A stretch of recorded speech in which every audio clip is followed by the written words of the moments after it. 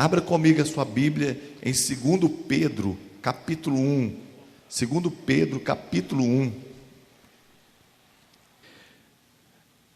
Simão Pedro, servo e apóstolo de Jesus Cristo, àqueles que, mediante a justiça de nosso Deus e Salvador Jesus Cristo, receberam conosco uma fé igualmente valiosa. Graça e paz lhes sejam multiplicadas pelo pleno conhecimento de Deus e de Jesus Cristo nosso Senhor. Seu divino poder nos deu todas as coisas de que necessitamos para a vida e para a piedade, por meio do pleno conhecimento daquele que nos chamou para a sua própria glória e virtude. Por intermédio destas, Ele nos deu as suas grandiosas e preciosas promessas, para que por elas vocês se tornem participantes da natureza divina e fugissem da corrupção que há no mundo, causado pela cobiça. Por isto mesmo, empenhe-se para acrescentar à sua fé a virtude o conhecimento, ao conhecimento o domínio próprio, ao domínio próprio a perseverança a piedade, a piedade a fraternidade o amor. Porque se essas qualidades estiverem crescendo em suas vidas, elas impedirão que vocês, no pleno conhecimento de nosso Senhor Jesus Cristo, sejam inoperantes e improdutivos. Todavia, se alguém não as tem, está cego, só vê o que está perto, esquecendo-se da purificação dos seus antigos pecados. Portanto, irmãos, empenhem-se ainda mais para consolidar o chamado e a eleição de vocês, pois se agirem desta forma, jamais tropeçarão. E assim vocês estarão ricamente providos quando entrarem no reino eterno de nosso Senhor e Salvador Jesus Cristo. Por isso, sempre terei o cuidado de lembrar-lhe essas coisas, se bem que vocês já as sabem, estão solidamente firmados na verdade que receberam. Considero importante, enquanto estiver no tabernáculo deste corpo, despertar a memória de vocês, porque sei que em breve deixarei este tabernáculo, como nosso Senhor Jesus Cristo já me revelou. Senhor, abençoa a tua palavra, fala conosco por amor da tua misericórdia e enche-nos com a graça que vem da tua parte, para que sejamos alimentados na fé e abençoados na presença do Senhor, em nome de Jesus. Amém, Senhor. Amém. Bom, queridos irmãos, o apóstolo Paulo diz que a graça e a paz vos são multiplicadas pelo pleno conhecimento de nosso Senhor Jesus Cristo. Todos nós queremos ser cheios de paz, experimentar da graça, experimentar o favor de Deus. E ele diz assim: olha, que a graça e a paz vos sejam multiplicadas pelo pleno conhecimento. Quanto mais você conhece de Deus, mais você está cheio de paz, mais você está cheio da graça de Deus, mais você está cheio do favor de Deus. E é interessante que este texto é de uma riqueza tão grande, e ele fala sobre algumas coisas que elas estão no nosso coração, mas no meio desta riqueza toda, Paulo disse assim: eu não estou preocupado, porque eu estou falando as mesmas coisas, eu estou avivando a memória de vocês, e enquanto eu estiver nesse tabernáculo, eu já estou velho, e eu sei, porque o Espírito Santo já me revelou, que está chegando a hora de eu sair desse tabernáculo. Mas enquanto eu estiver nesse tabernáculo, eu vou trabalhar para que a memória de vocês seja ativada nessas verdades. Às vezes nós estamos procurando uma mensagem profunda, uma mensagem cheia de novidades, uma coisa que vai trazer para a gente assim uma revelação diferente. E Paulo e Pedro falavam a mesma coisa. Paulo dizia assim: eu não me canso de falar as mesmas coisas, porque é segurança para vocês. Nós precisamos ser solidificados nas verdades que nós já cremos. E talvez esse texto que Pedro diz que é um texto que fala das mesmas coisas, tenha uma profundidade tão grande para mim e para você.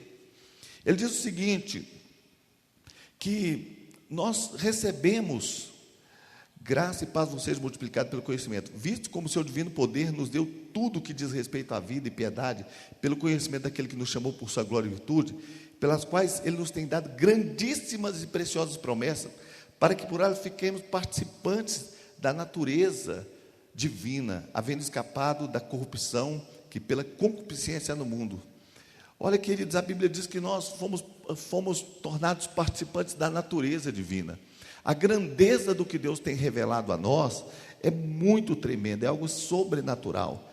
Mas o mais interessante deste texto é que ele diz o seguinte, que nós devemos acrescentar a fé, a virtude, e a virtude, a piedade, e assim sucessivamente. Bom, preste muita atenção nisso. Todos nós almejamos ser um homem de grande fé. Todos nós queremos experimentar a graça de ser pessoas de grande fé. E é interessante que a Bíblia fala que a fé, ela é um dom de Deus. A salvação é de graça por meio da fé, não vem de obras para que ninguém se glorie, é dom de Deus. Tanto a salvação quanto a fé são dons de Deus, são dádivas. A Bíblia diz que Deus deu a cada um a medida da fé, que Deus repartiu por nós. O texto de Pedro diz assim: Simão, servo de Cristo, apóstolo, aos quais conosco alcançaram fé, igualmente preciosa pela justiça de nosso Senhor e Salvador Jesus Cristo. A fé foi dada por Deus. Mas mesmo sendo um homem de grande fé, nós precisamos entender que de vez em quando a gente sente que falta mais alguma coisa. Nós queremos um algo mais. A fé vem de Deus, mas a Bíblia diz: esforçai-vos diligentemente para acrescentar à fé a virtude. Tem coisas na sua vida que depende do esforço que você vai fazer para acrescentar. O Espírito Santo sempre vai cooperar com você. E a palavra do Senhor diz o seguinte: para que vocês não se tornem inoperantes e infrutíferos. O texto é tão forte, é tão rico, é tão magnífico, que ele diz o seguinte, que mesmo um homem de fé, mesmo um cristão verdadeiro, mesmo alguém que já foi salvo, pode viver a vida cristã sendo infrutífero e inoperante. Imagine o que é você conhecer a Jesus, o Rei dos Reis, o Senhor dos Senhores, e você está vivendo ainda de forma infrutífera. Quando alguém olha para você, sabe que você está no nível de fé, sabe que você vai para o céu, sabe que você já foi salvo, mas existe algo maior de Deus para você. Deus quer te usar no nível maior. Muitas pessoas desistem de ser usadas por Deus, e a maioria delas não estão desistindo de Deus, estão desistindo delas mesmas. Elas dizem: olha, cansei, eu acho que isso não é para mim, eu acho que eu não consigo alcançar.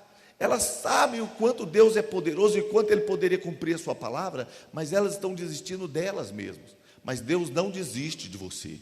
Deus quer te usar com grande poder. Isso é uma coisa muito forte e que tem que motivar o nosso coração.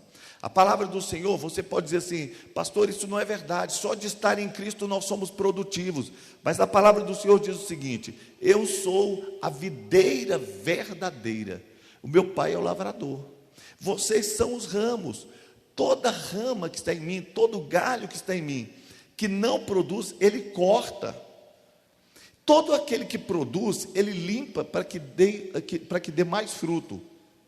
Então o galho que está em Jesus, pode estar em Jesus e não estar produzindo fruto. E ele diz assim: este galho que é cortado, ele seca e é lançado no fogo. Eu creio, irmãos, que este texto aqui não está falando de salvação. Ele não está falando do fogo eterno. Ele não está falando de alguém que foi perdido para Deus, não. Eu creio que esse texto está falando de gente séria com Deus, cuja vida cristã vai definhando. Ele começa uma vida cristã poderosa. Ele começa uma vida cristã que motiva os outros. Ele começa uma vida cristã que faz diferença na comunidade dele. E de repente, ele fala: eu não estou tão disposto a fazer mais. Ele começa a viver somente da certeza da salvação. E interessante que à medida que isso acontece, e ele para de acrescentar essas virtudes, o texto da palavra diz o seguinte, que a partir daquele momento, ele se torna como o cego, que não vê muito distante. Quando você desiste de ser usado por Deus, Quando você desiste dos seus dons, quando você desiste do seu ministério, a Bíblia diz que é como se você tornasse cego, não vendo ao longe. Sabe de que a Bíblia está falando? Que o homem que desiste de ser usado por Deus, ele perde a visão espiritual, e ele passa a olhar para a vida só com olhos naturais. Ele enxerga as coisas como o homem natural. A palavra do Senhor diz que o homem natural não compreende as coisas espirituais. Então, se você recebe uma notícia que alguém está doente, você diz: poxa, fulano está doente, mas o médico já falou que não tem jeito, não adianta nem orar. Esta é a visão do homem natural. Esta é a visão que o não crente tem. Esta é a visão que aquele que não tem fé permanece. Agora, você sendo um homem de fé, uma mulher de fé, corre o risco de hoje ou amanhã começar a olhar com os olhos naturais. Você fala: o Brasil não tem jeito, o Brasil não tem solução, não vou orar pelo Brasil porque o Brasil não tem solução. Esta é a visão natural. As coisas só vão piorar. Esta é a visão natural.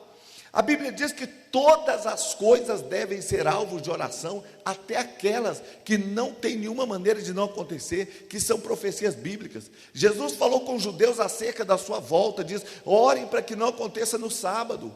Olha, Jesus falou que até as coisas que estão determinadas dentro da escatologia, você deve orar. E interessante que nós podemos perder aquela visão santa e começar a ter uma visão natural. Numa visão natural você não vai muito longe, você enxerga as coisas só com olhos naturais, e corre o risco de, como cristãos, começarmos a viver uma vida natural. Você está na sua casa, é bom marido, não trai a sua esposa é honesta, não te trai, as coisas estão acontecendo, e você diz: está tudo muito bem. De vez em quando você encontra com alguém na praça e fala com ele que é cristão, você se sente confortável com isso, mas Deus tem te chamado para fluir no dom e no ministério que Ele te chamou. Deus tem te chamado para muito mais. Deus diz que você deve acrescentar a esta fé viva que está no seu coração algumas coisas que estão na Bíblia.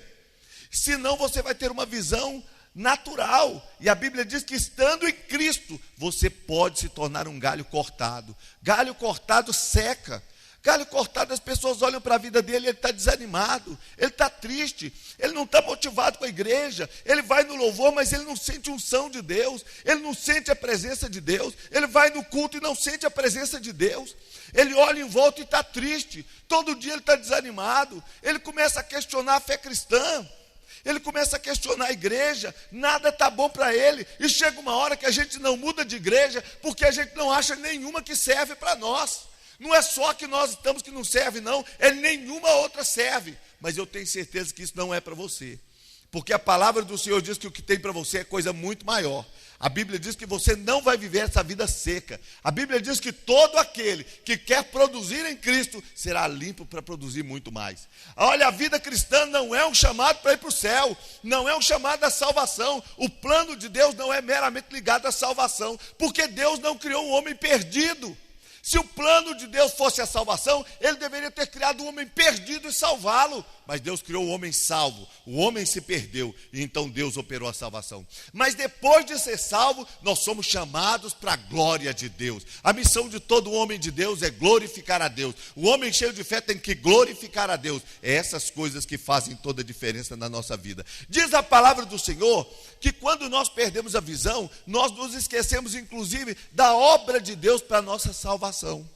Nós esquecemos, perdemos a visão, e diz o texto que nós nos esquecemos da purificação dos nossos pecados antigos. Chega uma hora que a vida cristã fica tão longe da realidade que algumas pessoas se esquecem até da graça de Deus, da sua salvação. Deus te tirou do lugar que não tinha solução. Deus te arrancou do lugar que não tinha remédio. Quando você para de frutificar, você vai se esquecendo da graça de Deus para te trazer a salvação. Quando você para de produzir no reino de Deus, a memória do sangue de Jesus sendo derramado, o preço que foi pago vai sendo arrancado do seu coração. É importante que cada um de nós saiba o preço que Deus pagou pela nossa salvação. O preço que foi pago pela nossa salvação. Quando eu leio esse texto, eu confesso para os irmãos que só a leitura quase que dá para ir para casa. É tão rico. Mas eu queria dizer para você algumas coisas importantes. Você precisa acrescentar à sua fé a virtude.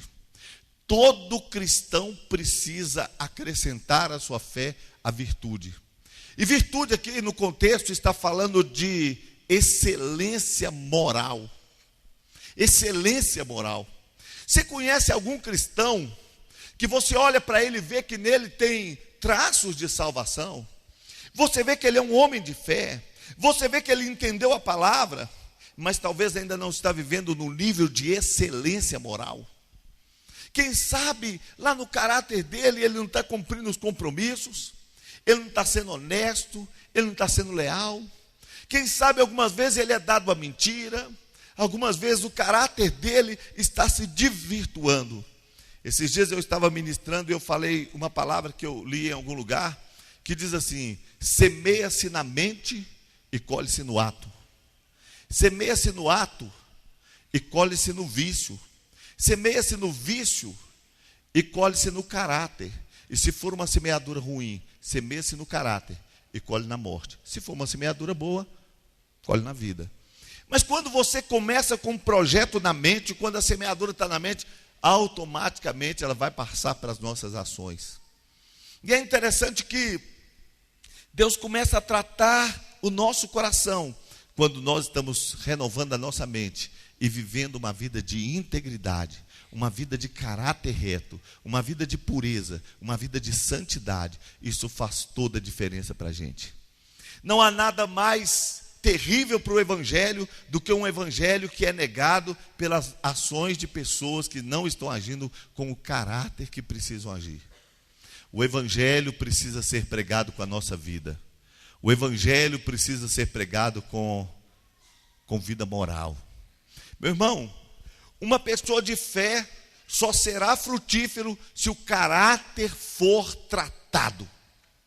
Uma pessoa de fé só poderá frutificar se o caráter for tratado. E esta excelência moral, ela é o que nos distingue do mundo. Nós não fomos chamados para ser parecidos com as pessoas de fora. Nós fomos chamados para ser parecidos com Jesus. Esta excelência moral nos leva a um radicalismo de fé. Nos leva a uma posição tão séria com Deus, que nós não achamos normal as pessoas estarem namorando e viverem uma vida íntima. Não é normal que haja tantas quedas. Não é normal que os cristãos estejam vivendo envolvidos em negócios escusos. Não é normal que haja negociatas feitas pelos cristãos. É um radicalismo. É uma atitude tão séria. Ainda esses dias eu estava conversando com uma pessoa e ele começou a me contar a história de um homem que se converteu há muitos anos atrás em uma igreja que não foi uma igreja batista. E ele estava contando que o homem falou com o pastor dele: eu me converti de verdade, mas eu ganho mais de 100 mil reais por mês com o negócio que eu faço. E para eu abrir mão desse negócio, eu vou ganhar no máximo 5 mil reais por mês. E ele disse: olha, eu não consigo. E aí então eu comecei a falar com o pastor que estava me contando a história. Se eu tivesse lá com ele, eu ia dizer para ele assim: você não é novidade, a Bíblia fala de você. E abri aquela passagem lá do jovem rico. A história dele já passou e ele tomou uma decisão pelas riquezas. Deus nos tem chamado a uma santidade, a um nível de excelência moral. Nesse nível você vai ser tremendamente usado por Deus. Sabe, queridos, acrescente a virtude, e a virtude, o conhecimento. Conhecimento te leva a andar com Deus e saber quem Deus é. Quando você conhece a Deus e sabe que você está na presença de Deus, você vive uma vida de pureza.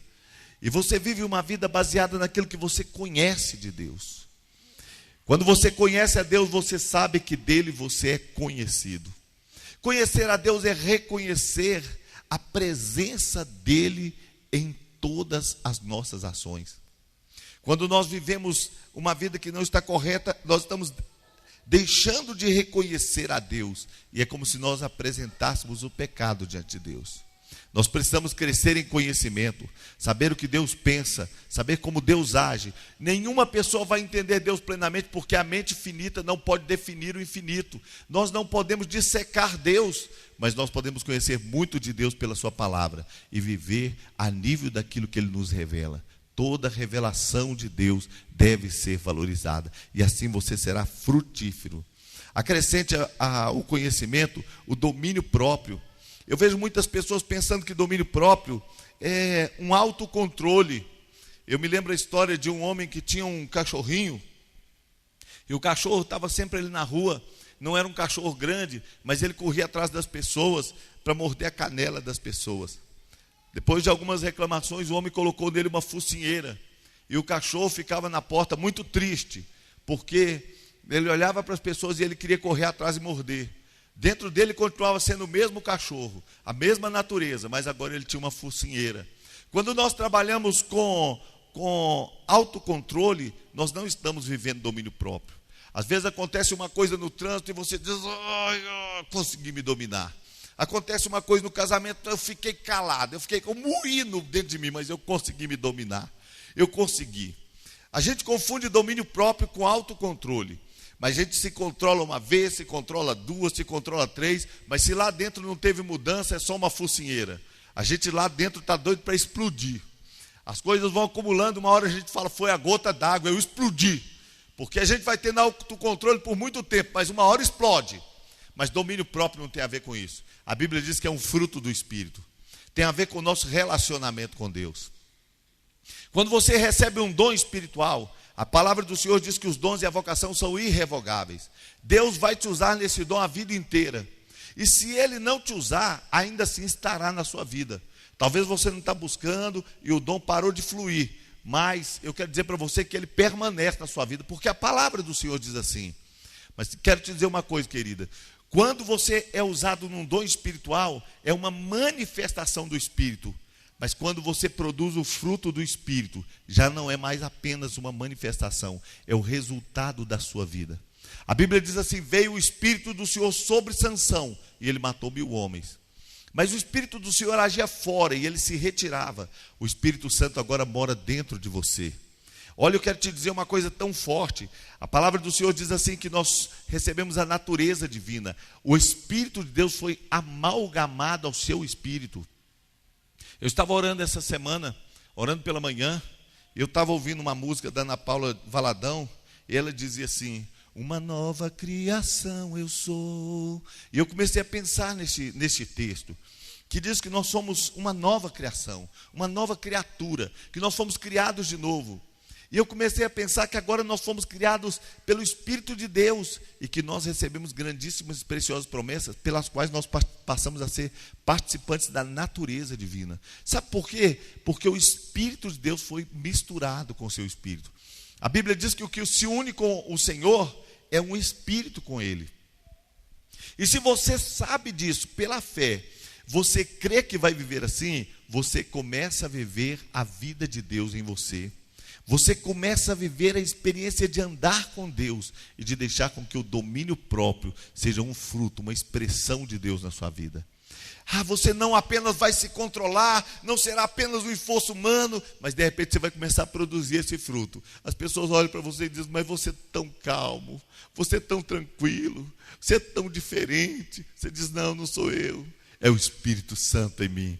Ele está produzindo um fruto em mim. E isso vai fazer com que não apenas você haja de maneira coerente, mas que você se torne mais produtivo para Deus, mais frutífero para Deus, mais operante para Deus. Você deve acrescentar ao conhecimento o domínio próprio. É o domínio próprio, a perseverança. Você sabe, queridos, qual que é a questão da perseverança? A gente tem produzido, às vezes, cristãos que que não são produzidos como soldados para a guerra. Olha, querido, eu falo isso com todo carinho, que o crescimento do Evangelho trouxe algo, talvez, que foi desarticulado pelo inimigo. É que nós temos tantas igrejas hoje, que as igrejas nascem de acordo com gosto. A igreja nasce de acordo com o cliente. E com isso, muitas vezes, a gente vai infantilizando os cristãos. Já não é mais pregado o evangelho da cruz, o evangelho do negue-se a si mesmo, tome a sua cruz, o evangelho de morte para si mesmo.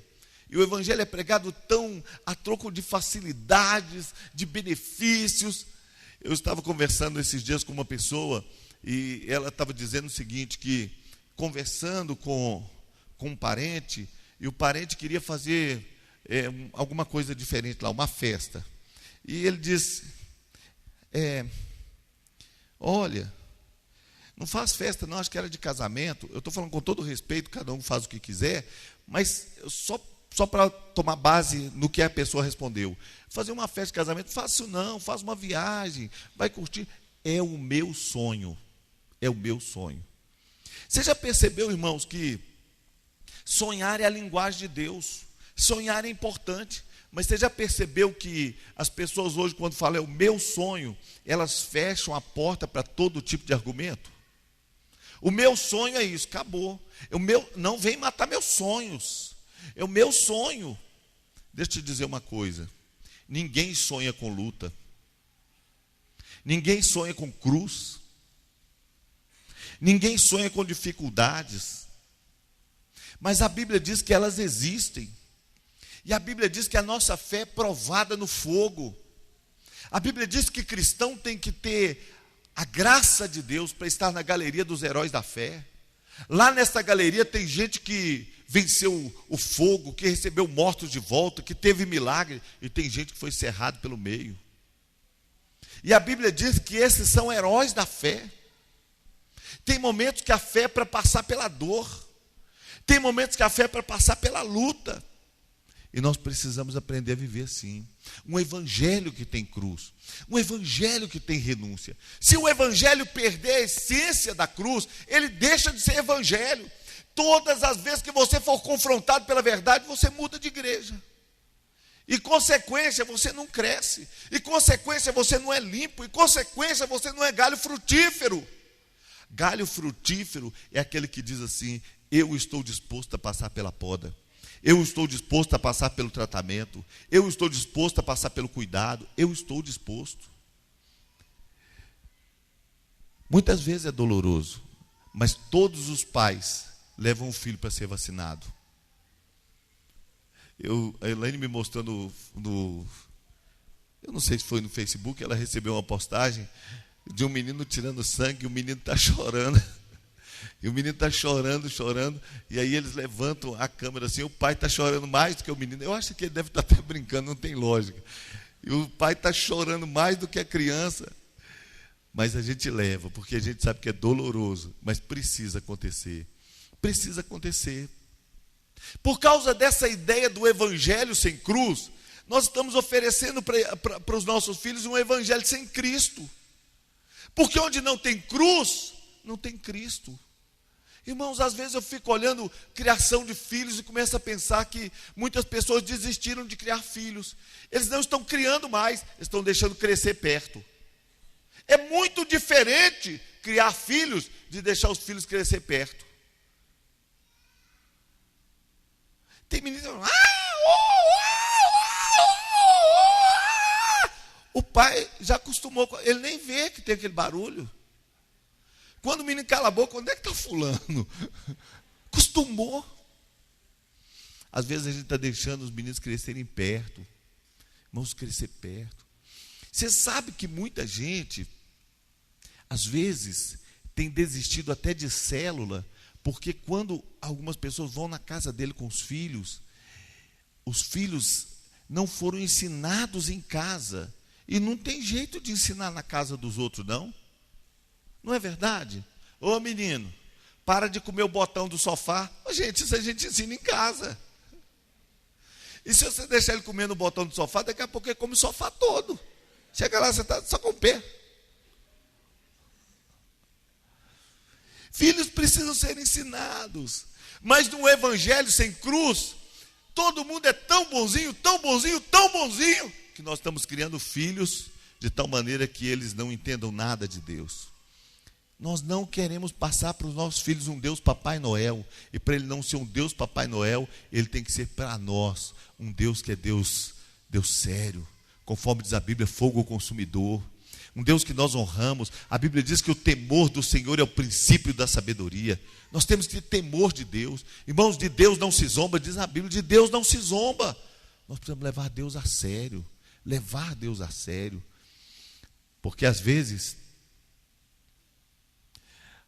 a graça fica tão larga que vira um buraco. E a gente começa a pensar que a Bíblia foi escrita do jeito errado. A palavra do Senhor diz assim: porfiai por entrar pela porta estreita, porque estreita é a porta e apertado o caminho que conduz à vida. Ué, que porta estreita é essa? Está passando todo mundo? Está passando de qualquer jeito, está passando cheio de bagagem. Largue a porta, espaçoso o caminho que conduz à perdição. Nós não queremos ter uma igreja que tudo pode. Um caminho tão largo que não precisa de nada para passar por ele. Um evangelho que tudo pode. Um evangelho do oba-oba. Um evangelho de entretenimento. Não. O nosso evangelho é evangelho de tratamento, de crescimento, de vida. Evangelho que diz para você, você precisa morrer, tomar sua cruz. Acrescentai a perseverança. O maior inimigo da perseverança não é a luta, mas a facilidade de fugir dela, a rota de fuga. Meu irmão, deixa eu falar uma coisa.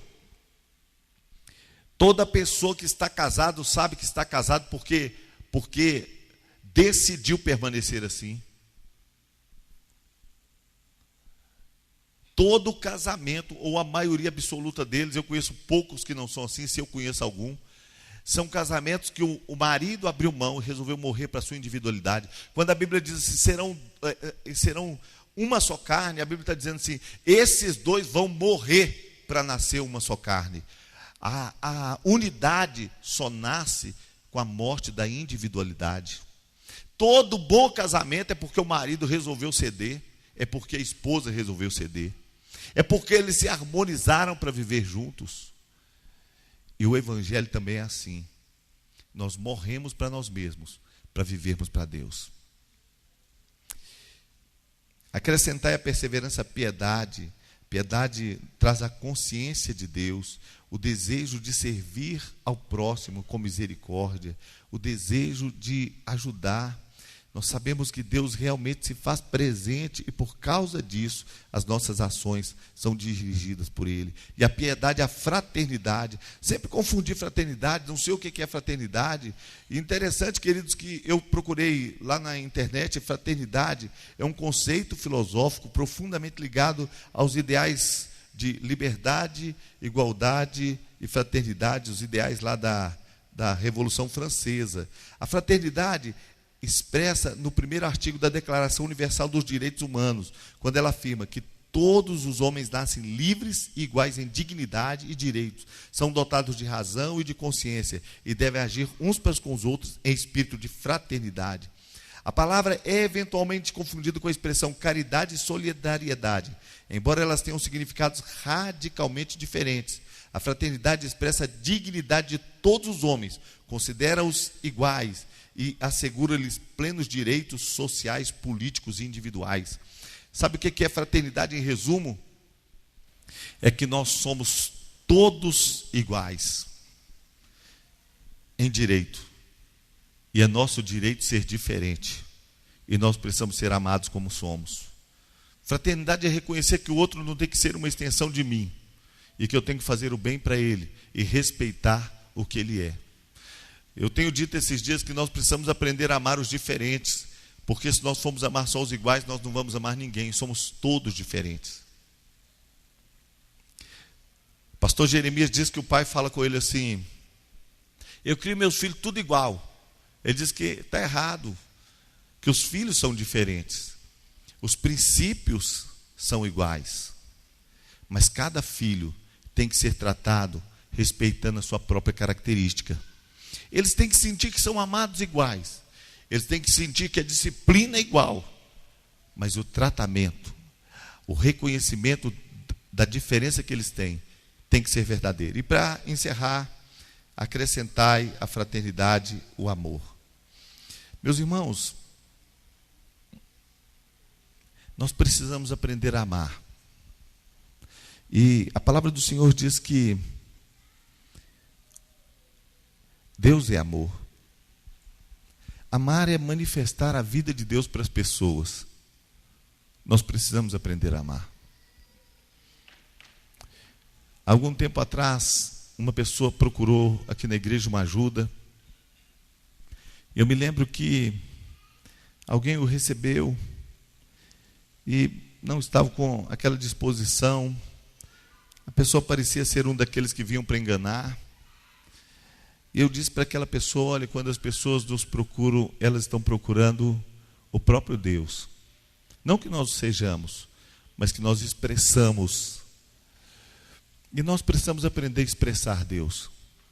Às vezes eu olho as pessoas no sinal pedindo uma ajuda. Eu sei que eu não vou resolver o problema do mundo, até porque a Bíblia diz que os pobres sempre tereis entre vós. A Bíblia diz que ninguém vai resolver o problema da pobreza no mundo. Ninguém vai resolver.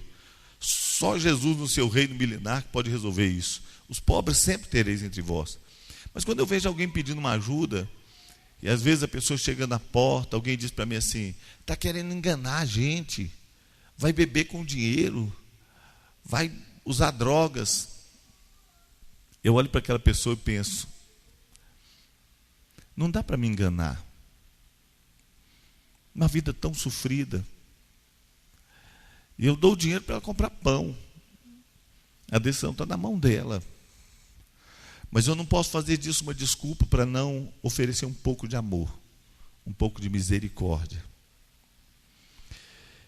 Eu queria te desafiar para você chegar na sua casa e ler esse texto.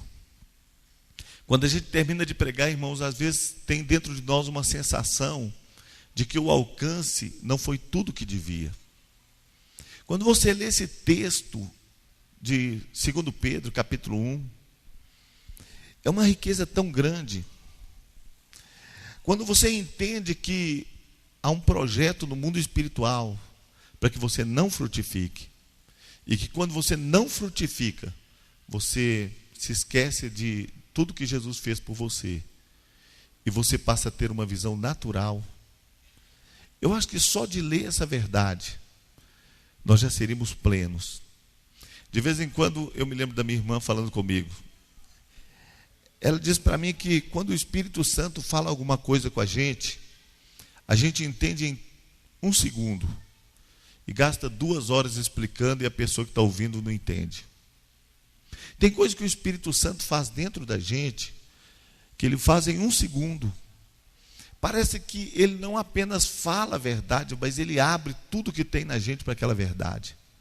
A gente vem e prega, a gente vem e ministra, mas se realmente o Espírito Santo não agir, muita gente sai sem entender. Cada um sai fazendo uma avaliação. Um sai e fala: o pastor deu uma cajadada hoje, o pastor foi feliz, o pastor não foi feliz, o pastor pregou bem ou pregou mal. Não é isso que faz diferença. O que faz diferença é se você recebeu no seu espírito a verdade. Que tem gente em Cristo que é um ramo ligado a Cristo e pode não estar produzindo. Está escrito na Bíblia. Que 2 Pedro capítulo 1 diz que se nós não acrescentarmos ao homem de fé que somos, a visão de fé, ao princípio de fé, algumas qualidades. A fé vem de Deus, mas essas qualidades a Bíblia diz para nós acrescentarmos. Somos nós que acrescentamos. Faz parte da caminhada, faz parte da carreira, faz parte do nosso exercício de vida cristã, acrescentar. Se você não fizer, não é Deus que vai fazer. São galhos que podem ser cortados e quando você olha para a vida deles, ainda são homens salvos, mas são secos. As pessoas passam por eles e não têm fruto, não têm vida. não frutifica para a santidade e não frutifica para o serviço. Vamos nos colocar de pé. Feche os seus olhos.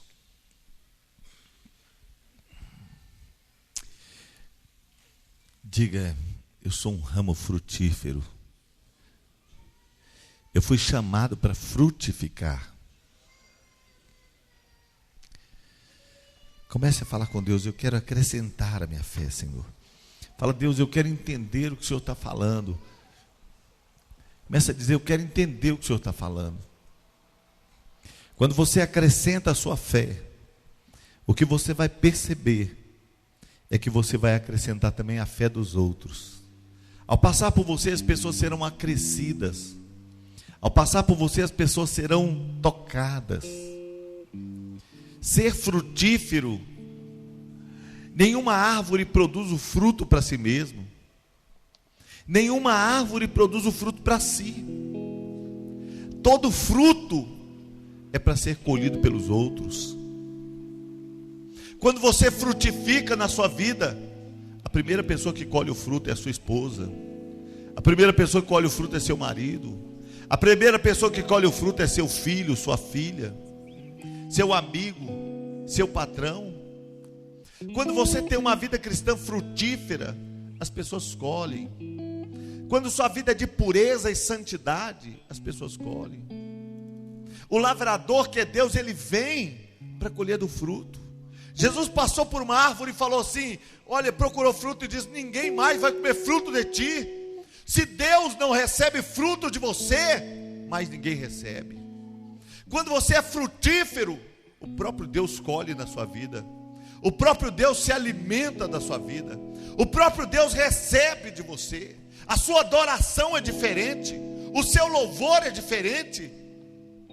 Deus olha para você e diz o que disse de Jesus: eis o meu filho em quem tenho prazer. Eu estou colhendo na vida dele. Eu estou colhendo na história dele. Deus sempre passa para procurar o fruto. Deus está procurando na sua história. Primeiro que vai colher é Deus. Depois as pessoas vão colher. Vão colher da sua pureza. Vão colher da sua santidade. A moça que namorar com você não vai ser levada para a cama, vai ser levada para o altar. A moça que namorar com um homem frutífero não será levada para a cama, será conduzida para o altar. Nunca vai entrar às escondidas em um motel, porque motel é lugar de gente que não assume que é de Deus, que não assume o amor. Vai ser trazida para o lugar público, vai ser posta no lugar alto, vai estar de vestido branco e vai estar dizendo: eu me comprometo com você em te amar. Quando você for frutífero, as pessoas vão colher da pureza que está em você. Quem trabalha com você, o seu patrão não será roubado. Você não vai ser morcego. Você não vai pregar o evangelho na hora de apertar o parafuso. Deus vai colher na sua vida que outros vão chegar ao evangelho através de você. Você vai ser usado por Deus. Você vai ofertar as suas mãos e o seu coração. E se você não quiser ser frutífero,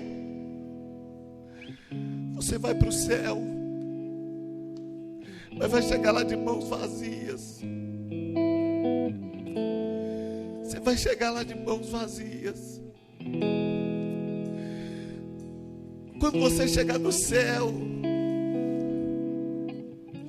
seus olhos não vão estar tão fixados no Cordeiro. Talvez você vai estar olhando para aquela multidão que está à esquerda, olhando gente que você conheceu, gente que jogou bola com você, gente que frequentou a sua casa, gente que passou por você, o dono daquela padaria que você frequentava. Você vai dizer: meu Deus, eu não ministrei, eu não doei a minha vida. Queria te desafiar. Eu não sei quanto tempo você tem mais. Eu não sei quantos anos você tem. É interessante a gente pensar sempre no plano da eternidade. Deus plantou a eternidade no nosso coração e o diabo substituiu por infinitude. Ninguém pensa pensa que vai morrer, parece que sempre tem mais tempo e mais tempo e mais tempo. Eu não sei quanto tempo você tem. Todos vamos morrer, eu não sei quem vai primeiro. Mas eu sei o seguinte: nesse tempo, queira ser usado por Deus. Queira ser usado por Deus. Feche os seus olhos e tome uma posição. Porque mensagens não mudam a nossa vida. Não. A gente vai embora e fala: eu ouvi uma boa mensagem, nada mais. Eu ouvi uma mensagem ruim, nada mais. O que muda a nossa vida é quando nós tomamos uma posição. Uma posição. Tenha coragem hoje para tomar posição. Tenha coragem hoje para fazer Deus ser Deus de verdade. Tenha coragem hoje para deixar Deus ser Deus da sua história. Tenha coragem. Tenha coragem para entregar a sua vida nas mãos de Deus outra vez. Tenha coragem. Tenha coragem para dizer: chega de governar a minha história. Deus começa a governar hoje. Chega, Senhor. Chega, Deus ser Senhor. Fala com o Senhor.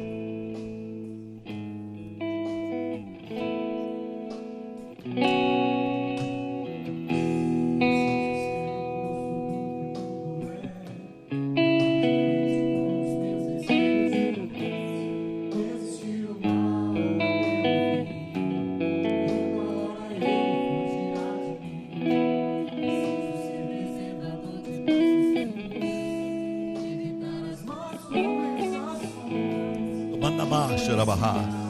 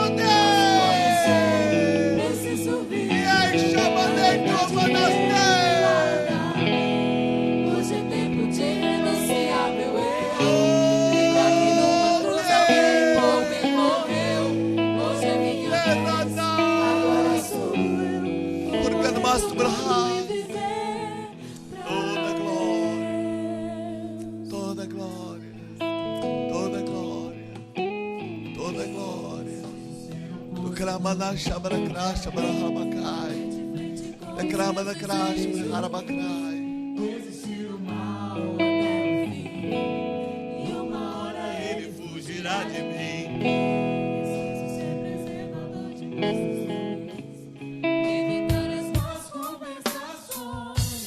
Me policiar quando os meus impulsos ultrapassam o limite da emoção. Preciso guardar meu corpo, lembrar que ele é um templo santo do Pai. Preciso ter atitude, largar o meu assento e caminhar com Deus. Hoje é tempo de fortalecer a fé, colidir com o mundo e ficar de pé. Mas se conhecer, preciso viver a verdade revelada. Hoje é tempo de renunciar meu eu, lembrar que numa cruz alguém por mim morreu. Hoje é minha vez e agora sou eu. Vou morrer pro mundo e viver pra Deus.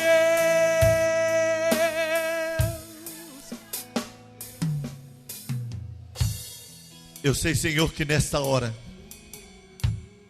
tem alguns valentes tomando uma decisão com o Senhor. Eu sei que nesta hora lá no coração, Senhor, tem gente dizendo: Deus, hoje é o dia. Basta, Senhor. Basta de vida cristã meia boca. Basta, Senhor, chega, Senhor. Chega de bater queda de braço com a liderança. Chega, Senhor, chega de questionar. Chega, Senhor, chega. É hoje, Senhor. Hoje é dia, Senhor, de decisão. Hoje é dia de quebrantamento. Hoje é dia, Senhor, de tomar uma posição. Hoje é dia, Senhor. Hoje é dia, Senhor. Hoje é dia, Senhor. Eu saio da caverna da minha história. Eu saio do esconderijo. Eu saio do lugar que o Senhor não me mandou ir. E eu me coloco na tua presença, Pai. Entra na minha vida, Senhor. Faz um milagre na minha história. Eu declaro, Senhor, em nome de Jesus, para cada uma dessas pessoas, há uma unção nova para alcançá-la, Senhor. Eu declaro que os ministérios serão levantados neste lugar. Eu declaro que o poder do Senhor vai sustentá-lo, Senhor. Eu declaro, Senhor, que um novo tempo vai começar, Senhor. Vida nova, vida nova, vida nova, vida nova, vida nova, vida nova, vida nova. Eu quero acender no coração dos teus servos, Pai, a chama da tua palavra. Aquilo que o Senhor tem falado com eles passe a arder na alma. Aquilo que já é verdade no Espírito passe a queimar profundamente, Pai, até que eles sejam convencidos poderosamente pelo Espírito Santo a viver tudo aquilo que o Senhor os chamou, em nome de Jesus. Amém, amém e amém, Senhor.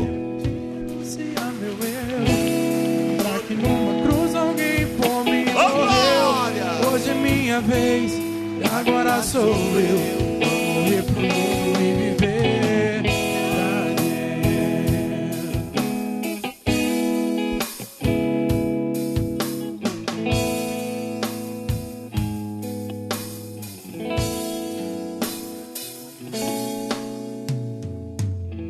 Oh, aleluias, que bênção, não é verdade?